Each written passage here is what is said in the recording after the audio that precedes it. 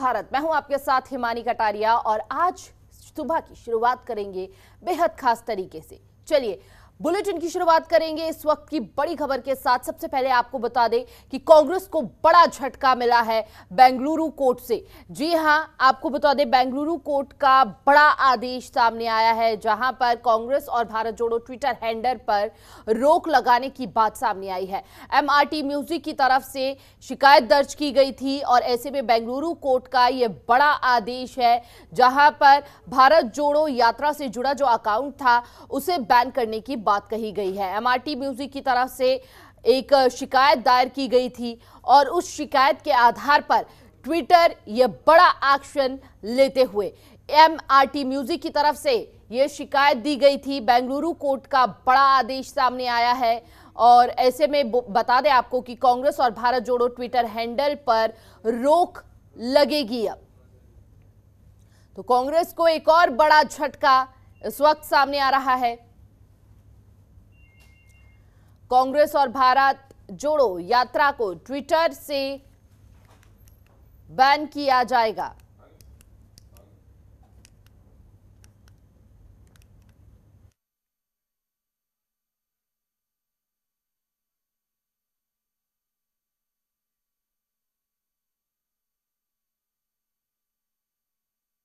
तो बेंगलुरु कोर्ट के एक आदेश से कांग्रेस को बड़ा झटका लग गया है। कोर्ट ने कांग्रेस और भारत जोड़ो यात्रा के ट्विटर हैंडल को ब्लॉक करने का आदेश दिया है। जी हां, कांग्रेस पर कॉपीराइट एक्ट के तहत शिकायत दर्ज होने के बाद कोर्ट ने यह आदेश दिया है। शिकायत एमआरटी म्यूजिक की तरफ से दर्ज की गई है, जिसमें उन्होंने ये आरोप लगाया था कि कांग्रेस ने भारत जोड़ो यात्रा के लिए जो मार्केटिंग वीडियोस तैयार किए हैं उसमें केजीएफ चैप्टर 2 के साउंड रिकॉर्ड्स का इस्तेमाल किया गया है। कोर्ट ने फैसला सुनाते हुए कहा कि अगर साउंड रिकॉर्ड के अवैध इस्तेमाल को अगर प्रोत्साहित किया गया तो इससे शिकायतकर्ता को नुकसान हो सकता है और इससे बड़े पैमाने पर चोरी को बढ़ावा मिलेगा। कोर्ट ने कहा था कि तथ्यों को ध्यान में रखते हुए अदालत एक तरफा आदेश जारी करती है।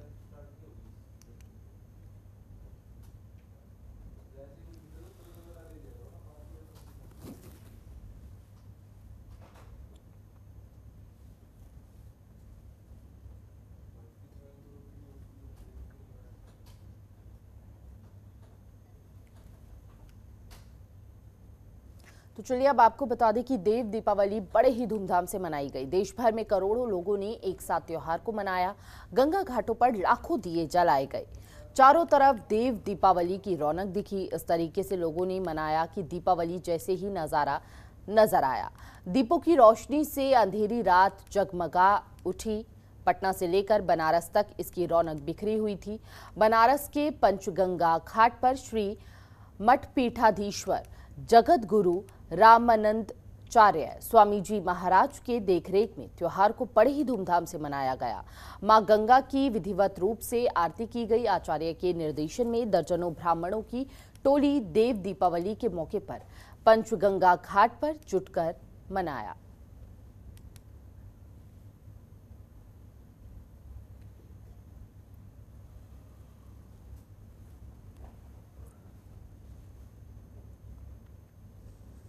तो दीपों की रोशनी से जगमगा उठा शहर।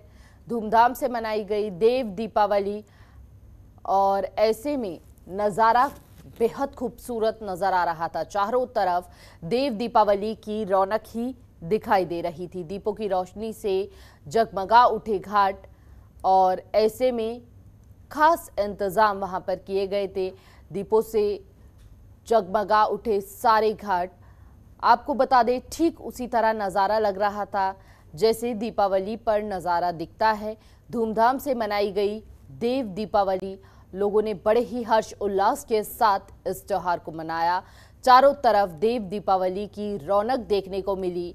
आपको बता दें लंबे समय से कोरोना काल के चलते कोई भी त्योहार जो है रौनक के साथ नज़र नहीं आ रहा था, कहीं ना कहीं फीका नज़र आ रहा था, लेकिन अब लोगों का उत्साह सातवें आसमान पर दिख रहा है। चलिए खबरों में आगे बढ़ेंगे।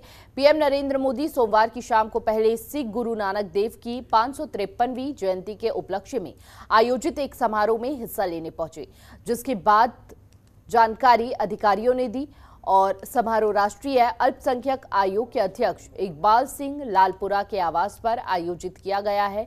प्रधानमंत्री मोदी ने इस अवसर पर प्रार्थना की और सभा को संबोधित भी किया।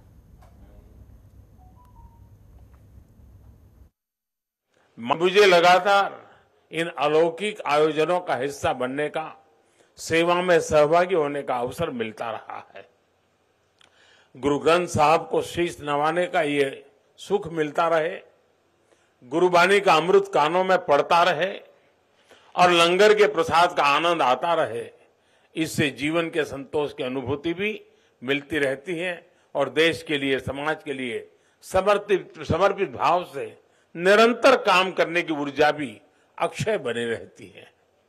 इस कृपा के लिए गुरु नानक देव जी और हमारे सभी गुरुओं के चरणों में जितनी बार भी नमन करूं वो कम ही होगा।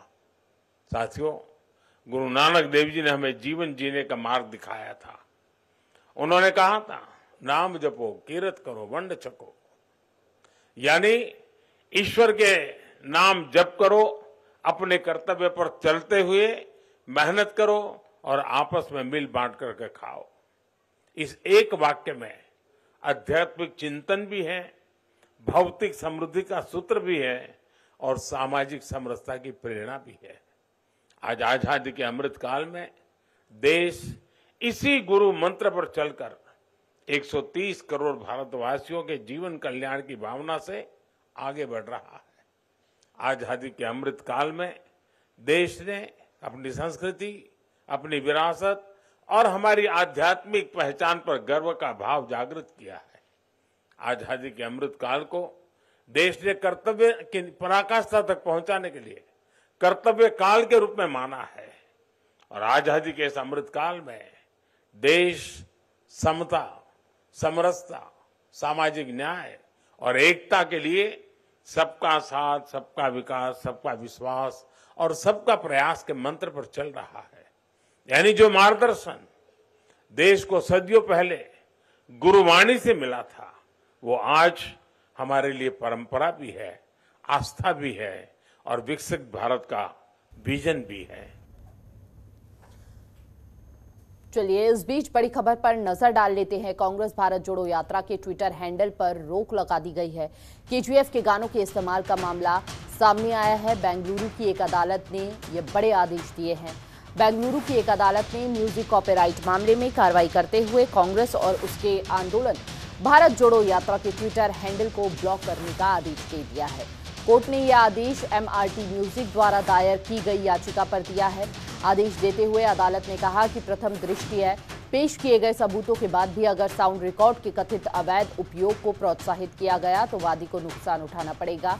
इससे बड़े पैमाने पर कॉपीराइट उल्लंघन को बढ़ावा मिलेगा। बता दें कि कांग्रेस नेता राहुल गांधी के खिलाफ कॉपीराइट एक्ट के तहत मामला दर्ज किया गया था। राहुल गांधी इन दिनों अपनी भारत जोड़ो यात्रा पर हैं। इस यात्रा के प्रचार के लिए सोशल मीडिया पर शेयर करने के लिए कई वीडियोस बनाए गए। इनमें कांग्रेस ने सुपरस्टार यश की फिल्म केजीएफ के म्यूजिक का इस्तेमाल किया।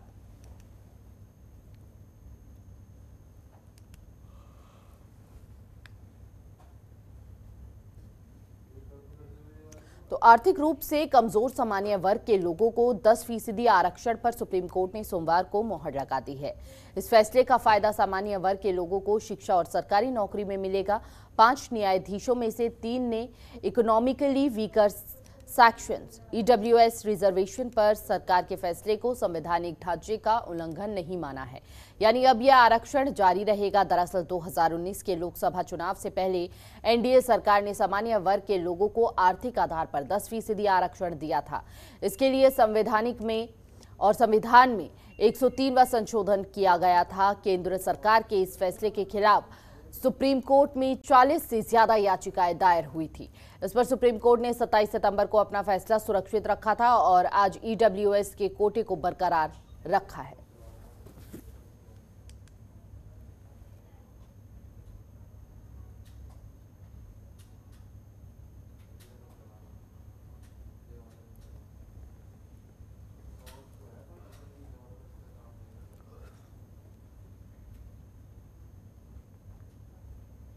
आज का फैसला जो सुप्रीम कोर्ट का आया है जो सरकार ने अपना पक्ष रखने का प्रयास करा। 5 जजेस थे। EWS बड़ा स्पष्ट करता है कि गरीबों को आरक्षण दिया जाना चाहिए। आज सरकार ने इस बात का निर्णय सुप्रीम कोर्ट के माध्यम से करवाया। 5 में से 3 जजेस इस फैसले के हक में 2 विरोध के अंदर पास कर दिया गया। आज गरीबों को भी जो बात गुजरात के अंदर हमने लागू करी थी, जो पहले लागू हो चुकी है, उसका विरोध किया जा रहा था। इसलिए सुप्रीम कोर्ट के अंदर जाकर के आज मोहर लग गई कि गरीबों के विषय के अंदर कोई विचार करने का प्रयास नहीं करेगा क्या। आज पहली बार जो सरकार ने अपनी बात सुप्रीम कोर्ट के अंदर रखी, सुप्रीम कोर्ट के जजेस ने उस पर मोहर लगा करके कि गरीबों को 10% आरक्षण, 50 के ऊपर 10% आगे इंक्रीज किया जाएगा, 60 करके वो गरीबों के अंदर बांटा जाएगा। पहली बार एक ऐतिहासिक फैसला हिंदुस्तान के अंदर हुआ। तो सुप्रीम कोर्ट के आर्थिक रूप से कमजोर वर्ग के लिए 10% आरक्षण के फैसले और आम आदमी पार्टी के खिलाफ ठग सुकेश चंद्रशेखर के लेटर को लेकर जनतंत्र टीवी के पॉलिटिकल एडिटर अखिलेश मिश्र से बात की। आपके राज्यसभा सांसद एनडी गुप्ता से उन्होंने बात की। सुप्रीम कोर्ट ने आर्थिक रूप से कमजोर लोगों को आरक्षण के लिए 10% के आरक्षण पे हरी झंडी दी है। इसके साथ ही सुकेश चंद्रशेखर ने एक और चिट्ठी लिखी है। इन्हीं दोनों मुद्दों में बातचीत करने के लिए हमारे साथ आम आदमी पार्टी के राज्यसभा सदस्य एनडी गुप्ता जी है। गुप्ता जी, सबसे पहले तो वो है कि सुप्रीम कोर्ट ने आज कहा कि जो आर्थिक रूप से कमजोर लोग हैं उन्हें 10% आरक्षण कानूनी दायरे में है, संविधान के दायरे में है। देखिए, सुप्रीम कोर्ट जो है सबसे ऊंची मतलब हमारे यहाँ कोर्ट है, जिसको कि उन्होंने फैसला दिया तो सबको माननीय होगा। इसमें तो कोई सवाल निकलता नहीं है, हाँ या ना का। इसमें जो है माननीय होगा और उसका सबको स्वागत करना चाहिए, क्योंकि पार्लियामेंट का तो इसमें मोहर लगा दी पार्लियामेंट की में सुप्रीम कोर्ट ने। इसका सबको स्वागत करना चाहिए और इसमें और कोई गुंजाइश है नहीं कहीं चैलेंज करने की। नहीं, आपको लगता है कि नैतिक रूप से सही हुआ, जो लोग गरीब थे, कमजोर थे, उनको अब हक मिलेगा?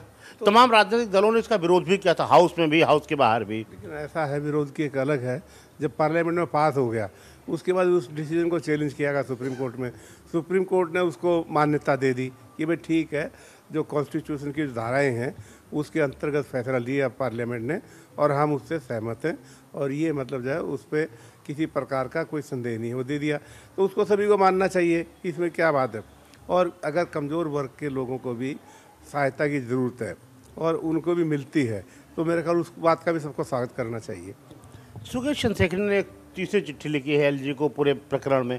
आपको क्या लग रहा है कि कहीं न कहीं आम आदमी पार्टी फंस गई है, मामला गंभीर है? देखिए, आम आदमी पार्टी ना पहले कभी फंसी, ना आज फंसी हुई है, ना आगे फंसेगी। क्योंकि आम आदमी पार्टी का जन्म जो है एक आंदोलन के माध्यम से हुआ, रामलीला ग्राउंड से, और भ्रष्टाचार को लेके, डेवलपमेंट को लेके, इन सब पे हुआ और उसके बाद जो है राजनीतिक पार्टी बनी।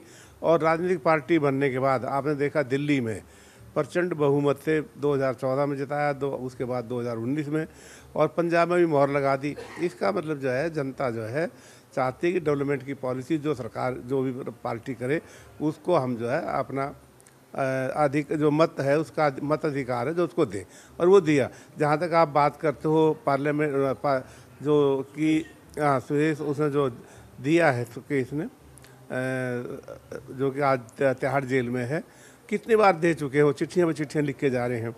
तो उसके बेस पे सरकार क्यों सो रही है, क्यों नहीं एफआईआर करती है, क्यों नहीं इन्वेस्टिगेशन कराती है, क्या सबूत है उसके बाद चिट्ठी लिखवाने का बैठे बैठे। ये तो बीजेपी ने एक अपना मतलब जो है इलेक्शन के दौरान एक तरह से कैंपेन शुरू कर दिया है और इससे पता लगता है कि बीजेपी बौखलाई हुई है, उसको डर है। जैसे पंजाब में सुपड़ा साफ हुआ, दिल्ली में सुपड़ा साफ हुआ, अब उनको लगता है गुजरात में भी वही 10 उनकी जाकर उनके साथ जनता वही सलूक करेगी जो पंजाब में उसमें की है। क्योंकि वहाँ पे आप देख रहे हैं 35 साल से कांग्रेस का राज रहा, 27 साल से बीजेपी का राज रहा, कोई डेवलपमेंट नाम की कोई चिड़िया है नहीं वहाँ पे। और लोग जो है इस टाइम परिवर्तन की ओर देख रहे हैं, और परिवर्तन की ओर क्या देख रहे हैं, अरविंद केजरीवाल की ओर देख रहे हैं। और आप देखना अभी तो रिजल्ट जब आएगा, जब सब लोगों को मेरे ख्याल एक तरह से क्या कहते हैं, सब आश्चर्य में होंगे और चौंकाने वाले रिजल्ट आएंगे, ऐसा हमारा विश्वास है। पाप है। कैमरामैन योगेंद्र के साथ अखिलेश मिश्र, जनतंत्र टीवी, दिल्ली। तो आर्थिक रूप से कमजोर सवर्णों के लिए सुप्रीम कोर्ट के 10% आरक्षण के फैसले को बरकरार रखा है। कांग्रेस नेता प्रमोद तिवारी ने कहा है कि सरकार के पास नौकरी है, कहां देना है वो तय करेगी। जनतंत्र टीवी के राजनीतिक संपादक अखिलेश मिश्र ने उनसे खास बातचीत की है, सुनिए जरा। सुप्रीम कोर्ट ने आर्थिक रूप से जो अगड़े लोग हैं, उनको गरीब है, उनको 10% आरक्षण देने की बात की। हमारे साथ इसी मुद्दे पे बातचीत करने के लिए प्रमोद तिवारी जी। प्रमोद जी, 10% जो आर्थिक रूप से कमजोर लोग हैं, सवर्ण हैं, उनको आरक्षण देने की बात कही, क्या है रुख पार्टी का? पार्टी का जो रुख था वो तो पार्लियामेंट में हमने स्पष्ट कर दिया था। पार्लियामेंट में जब ये आया था संविधान संशोधन, तो कांग्रेस पार्टी का स्टैंड साफ था। कांग्रेस का जन्म ही हुआ है आज़ादी दिलाने के लिए, असमानता दूर करने के लिए। इंदिरा जी के टाइम में इसे एक नई धार दी गई। गरीबी हटाओ के लिए बैंकों का राष्ट्रीयकरण, प्रिवी पर्स की समाप्ति। तो कांग्रेस तो वचनबद्ध है कि गरीब की कोई जात नहीं होती, वो हर जाति, हर धर्म, हर संप्रदाय में गरीब और अमीर हो सकते हैं। तो हमारा स्टैंड तो साफ है इसमें। पर भाजपा से एक सवाल जरूर पूछना चाहता हूँ। 4 साल 10 महीना अब कुंभकर्ण बने हुए थे, गरीब तब नहीं दिखाई पड़े। 2019 में जब चुनाव सामने नजर आ गया तो आप लेके आ रहे हैं 2019 में इसको। मेरा बड़ा साफ कहना है, कर लो। हमने तो कह दिया कि ठीक है, पर नौकरियां कहाँ हैं? 47 साल की सबसे बड़ी बेरोजगारी, ये हम नहीं कह रहे हैं, ये आपके सरकारी आंकड़े कह रहे हैं। जब नौकरियां नहीं, कैसे होगा? अरे आपने तो सेना के साथ भी, भारत के वीर सैनिकों के साथ भी विश्वासघात किया। 4 साल की नौकरी दे रहे हैं आप उनको, 10 लाख के बाद आप उनको रिटायर कर देंगे, यानी 22 साल का, 23 साल का नौजवान आपने बेरोजगार कर दिया। आगे मैं कहूँ आपसे अगर, तो साफ एक सी बात नजर आती है कि भाजपा की नीयत, भाजपा कभी थी नहीं गरीबों की पार्टी, ये तो पूंजीपतियों की पार्टी थी, आज भी से पूंजीपति चला रहा है। तो हमारा स्टैंड साफ है, हम गरीब के साथ हैं। ठीक, प्रमोद जी, एक कहा जा रहा है गुजरात चुनाव में उनके CR पाटिल ने कहा कि जैसे सरकार बनेगी वो कॉमन सिविल कोड ले आएंगे गुजरात में। संविधान पढ़ ले, कॉमन सिविल कोड लाना है तो उसको संसद में ले आए, राज्यसभा में ले आए। जहाँ चुनाव होने लगता है वहीं कॉमन सिविल कोड आ जाता है। उत्तराखंड में चुनाव हुआ तो आप कॉमन सिविल कोड की चर्चा कर गए, हिमाचल में हुआ तो आप हिमाचल में चर्चा कर रहे हैं, आप वहाँ चर्चा कर रहे हैं। यानी कॉमन सिविल कोड न हो गया, कॉमन इलेक्शन कोड हो गया कि भाजपा। अब भाजपा की अपनी मजबूरी है, क्या चुनाव वो बेरोजगारी के मुद्दे पर लड़ सकती है? क्या चुनाव वो महंगाई के मुद्दे पर लड़ सकती है? क्या वो देश की एकता और अखंडता के मुद्दे पर लड़ सकती है? हजारों किलोमीटर जब कब्जे में है चीन के, क्या वो समानता फैलाने के लिए, सामाजिक समरसता के मुद्दे पर चुनाव लड़ सकती है? तो कुल ले दे के मिला कि किश्ती तो डूबी रही है, एक पासा फेंक दो, शायद कुछ ध्रुवीकरण हो जाए। पर जनता ने मन बना लिया है, हिमाचल हो चाहे गुजरात हो, दोनों जगह भाजपा का जाना तय और कांग्रेस का आना तय।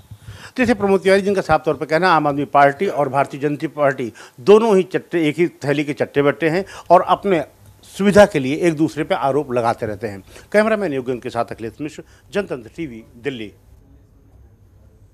दिल्ली के गाजीपुर लैंडफिल साइट में लापरवाही का मामला सामने आया है। रात को अचानक कूड़े के दबाव से गाजीपुर बकरा मंडी की दीवार गिर गई। जहां पर दीवार गिरी थी वहां पानी का प्याऊ बना हुआ है। हादसे के वक्त वहां कोई मौजूद नहीं था। लोगों का कहना है कि अगर दीवार दिन में गिरती तो दुर्घटना हो सकती थी। वहीं मंडी में मौजूद लोगों का कहना है कि यहाँ पर ना तो एनसीडी, ना दिल्ली सरकार, ना बीजेपी कोई ध्यान नहीं दे रही है। जहां पर तमाम राजनीतिक पार्टियां बड़े बड़े दावे कर रही हैं और कूड़े के पहाड़ को लेकर वार पलटवार कर रही हैं, वहीं दूसरी ओर जमीनी हकीकत को देखा जाए तो कूड़े के पहाड़ को कम करने की जगह उसको फैलाया जा रहा है। देखिए, गाजीपुर लेटमेंट साइट को लेकर तमाम राजनीतिक पार्टी राजनीति करते भले नजर आती हो, लेकिन जमीनी हकीकत यहाँ कुछ और ही नजर आती है। अगर बात की जाए पूर्वी दिल्ली के इस गाजीपुर लेटमेंट साइट की, जो आप तस्वीरों में देख सकते हैं, ये जो पहाड़ है तस का तस यहाँ पर जो बिल्कुल बना हुआ है। और ऐसे में कल रात एक बड़ा हादसा यहाँ सामने आया, जिसके मैं आपको तस्वीरों में दिखाना चाहूंगा। जिस तरीके से ये जो दीवार है, यहाँ पूर्वी दिल्ली के सांसद गौतम गंभीर तमाम वादे करते हैं कि जिस तरीके से हमने कूड़े के पहाड़ को हमने कम कर दिया, लेकिन ये जो हकीकत है वो यहाँ आप देख सकते हैं, कूड़े का पहाड़ वहाँ एक तरफ है, लेकिन वहाँ से कूड़ा जो इस तरफ जो ये दूसरी इसी साइड में फैलाया जा रहा है। इसकी ऊंचाई जो है वो कम नहीं की जा रही, लेकिन इसको चौड़ाई में यहाँ पे बढ़ाया जा रहा है। ऐसे में गाजीपुर में जो मंडी है, बकरा मंडी की जो दीवार है, ये इस कूड़े के बहाव से बिल्कुल नीचे आ चुकी है और ऐसे में बड़ी दुर्घटना होने से बची है। ऐसे में मेरे साथ बात करने के लिए मंडी के कुछ व्यापारी हैं और जो कुछ मजदूर वर्ग के लोग हैं, उनसे बात करने की कोशिश करूँगा। सर, क्या नाम है आपका? शकील है। हाँ शकील जी, क्या हुआ? ये दीवार किस तरीके से गिरी, क्या हुआ था? यहाँ तो मेरे पास फोन आया, यहाँ पे ये माल ये डल रहा था कूड़ा, पीछे फैक्ट्री है यहाँ पे, उसका कोई कहने सुनने वाला नहीं है, ना यहाँ पे किसी ने कंप्लेन करी थी। एमसीडी के डॉक्टर सुबह आए हैं, जब दीवार गिर गई सब कुछ हो गया, ये दुकान बच गई टूटने से, यहाँ पे पानी की खेल टूट गई। एमसीडी के डॉक्टर सुबह आए हैं देखने के ये हुआ है, तो सुबह कंप्लेन गई है वहाँ पे। और बहुत परेशानी है यहाँ पे। किसी तरीके का नुकसान हुआ जान माल के? नहीं, जानी नुकसान नहीं हुआ, माली नुकसान बहुत हो गया ये हमारा। ये सारा हमारा सामान टूट गया, ये सारा हमारा लोहा था, ये था, पेटियाँ रखी थी। और ये नुकसान अगर दिन में हो जाता तो क्या होता है, यहाँ पे शोले बन आती है रोज। देखिए, चाहे आम आदमी पार्टी हो, चाहे कांग्रेस पार्टी हो या बीजेपी पार्टी हो, तमाम इस लैंडफिल साइट को लेकर राजनीति करती हुई नजर आती है। तो आपको कहीं कुछ सहूलियत लग रही है कूड़े के पहाड़ से? नहीं सर, हमें कोई सहूलियत नहीं है किसी भी गवर्नमेंट से, किसी से। यहाँ पे हमें मंडी में किसी को आदमी जो है। तो ऐसे में दिल्ली में नगर निगम चुनाव भी नजदीक है और बात की जाए तो तमाम राजनीतिक पार्टियां राजनीति करती हुई नजर आ रही हैं और विशेष तौर से इस राजनीतिक चुनाव में कूड़े का पहाड़ सबसे बड़ा मुद्दा बनता हुआ नजर आ रहा है। ऐसे में कुछ और क्या हुआ सर? ये रात 11 बजे की घटना है। यहाँ पे लोग ये मानो कि हफ्ता या बुध नहीं था, या और दिन नहीं थे, ये सोमवार की छुट्टी थी, जिस वजह से माल कम आया नहीं। यहाँ तो बहुत तकलीफ जमा होती है, यानी कितने लोग मरते, क्या होता क्या नहीं होता। ये तो अल्लाह का करना ऐसा हुआ कि बहुत अल्लाह ने करम कर दिया। क्या वजह है ये जो दीवार गिरी है? ये कूड़े के ढेर है, इस पर ढेर पे ढेर डला जाएगा तो जो आदमी ढेर से नहीं तो बदबू से वैसे ही मर जाएगा। यहाँ तो आप भी देख रहे हैं, महसूस कर रहे हैं कि कितनी बदबू है यहाँ पे। तकलीफ है, बता लोगों को तकलीफ नहीं हो रही है, बहुत ज्यादा लोगों को यहाँ पे सांस में तकलीफ। तो इसमें जो विशेष तौर से अगर बात की जाए, जो इसमें यहाँ का आसपास के लोगों को बेहद समस्या का सामना करना पड़ रहा है। ऐसे में तमाम जो राजनीतिक पार्टियां इस कूड़े के पहाड़ को लेकर राजनीति कर रही है, वहीं पूर्वी दिल्ली के सांसद गौतम गंभीर भी इसको कूड़े के पहाड़ को कम कर क्या होता क्या नहीं होता। ये तो अल्लाह का करना ऐसा हुआ कि बहुत अल्लाह ने करम कर दिया। क्या वजह है ये जो दीवार गिरी है? ये कूड़े के ढेर है, इस पर ढेर पे ढेर डला जाएगा तो जो आदमी ढेर से नहीं तो बदबू से वैसे ही मर जाएगा। यहाँ तो आप भी देख रहे हैं, महसूस कर रहे हैं कि कितनी बदबू है यहाँ पे। तकलीफ है, बता लोगों को तकलीफ नहीं हो रही है, बहुत ज्यादा लोगों को यहाँ पे सांस में तकलीफ। तो इसमें जो विशेष तौर से अगर बात की जाए, जो इसमें यहाँ का आसपास के लोगों को बेहद समस्या का सामना करना पड़ रहा है। ऐसे में तमाम जो राजनीतिक पार्टियां इस कूड़े के पहाड़ को लेकर राजनीति कर रही है, वहीं पूर्वी दिल्ली के सांसद गौतम गंभीर भी इसको कूड़े के पहाड़ को कम करने का लगातार दावा करते हुए नजर आ रहे हैं। लेकिन ये जो जमीनी हकीकत है, यहाँ लोगों ने बताया कि ये कूड़े का पहाड़ कम नहीं हो रहा और इस यहाँ पर कूड़ा और मात्रा में बढ़ता जा रहा है। जनतन टीवी के लिए कपिल मैडी की रिपोर्ट। फिलहाल नमस्ते भारत में बस इतना ही। तमाम बड़ी खबरों के लिए बने रहिए जनतंत्र टीवी के साथ। नमस्कार।